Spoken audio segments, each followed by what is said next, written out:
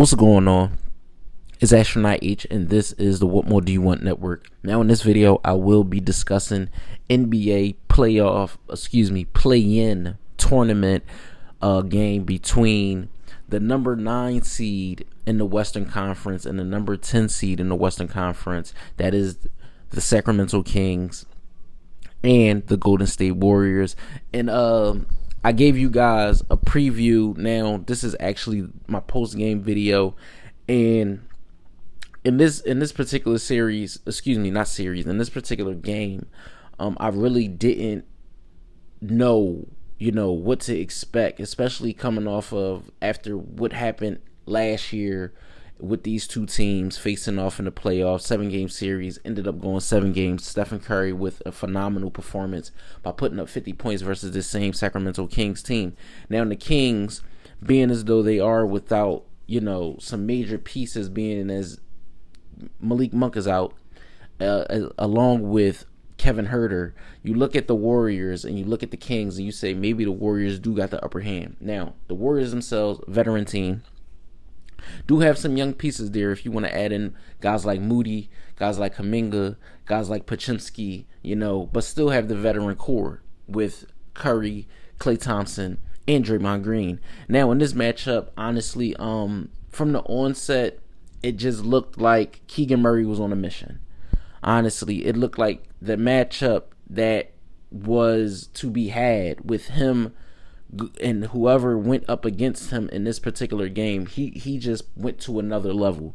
The man was on a mission. I mean, from the onset of this basketball game, making threes, getting to the rim, being very, very aggressive. And the Golden State Warriors, I feel like, had no answer for him throughout the course of this game. Yes, you did have Sabonis. Yes, you did have Fox. But I feel like Keegan Murray, along with Harrison Barnes, definitely wanted to make it known that they were the two that was making, plays for their team respectfully. As for the Warriors side of things, Curry did have a slow start along with Klay Thompson, who I'll get into in a minute. But the Warriors, I felt like, just didn't have enough. And it's tough saying that because you got a guy like Steph Curry, what we know he's capable of. They have Klay Thompson, we know what he's capable of. They have Andrew Wiggins, who's been on their team as a championship level player. Now, in this particular game, I just feel like that wasn't to be had. When you look at the first quarter, the Warriors gave up 31 points to the Sacramento Kings, and like I said, it was mainly a case of who made shots versus who missed shots. The Warriors were missing a lot of shots early on, and I give Mike Brown his kudos also, because defensively you could tell the Kings were there to actually make their mark on this particular game. In the second quarter, the Warriors did win that quarter, 28-23. Now, at halftime, the Warriors did find themselves, the Warriors played a horrible 24 minutes of basketball. Honestly, they played a horrible 24 minutes of basketball, but they were only down 4 points. That's where the kicker was. They were only down 4 points at halftime, and that's when things started falling off the rails in the third quarter. The Warriors did start to get some type of run going, but the Kings just could not miss, and Fox and Sabonis, even though Sabonis was in foul trouble late in the third quarter, but I feel like it was already a runaway train at that point. Steve Kerr ultimately elected to let the guys play a majority of the fourth quarter, mainly down to the last stretch. The Warriors tried, but the Kings just kept pulling away, and ultimately the Sacramento Kings did win this basketball game by a final score of 118-94. High man for the Golden State Warriors was Stephen Curry. He did have 22 points, did go 3 of 7 from 3. The second highest man on the Golden State Warriors was Jonathan Kuminga with 16 points and 7 rebounds. Also, Moses Moody with 16 points, 5. I believe he had 5 rebounds. Not Klay Thompson. Chris Paul only gave them one 3. He did have 2 assists and 1 rebound. Now, For guys like Andrew Wiggins, I'll speak into what I think the Warriors should do going forward now that their season is over. But one thing I will say about this particular player I'm about to get into is Klay Thompson. Absolutely dreadful, man. When I say this guy did not show up, I mean the box score speaks for itself. He played 32 minutes. He played 32 minutes. He went 0 of 10 from the field, 0 for 6 from 3. He did not get to the free throw line at all. Now, granted, the Warriors weren't getting to the line a ton in this particular game, as opposed to the Sacramento Kings. The Warriors would have liked to see themselves get a lot more free throws than they actually did. But again, Klay Thompson just shot so bad in this particular basketball game. And at the end of the day, Klay Thompson is still a Hall of Famer in my opinion. Still one of the greatest shooters I've ever seen in the NBA's history. But tonight just was not his night offensively.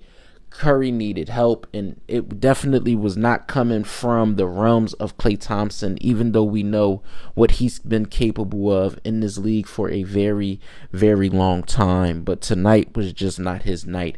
As for the Sacramento Kings, high man for them, high man for the game was Keegan Murray. He did go 8 of 13 from 3.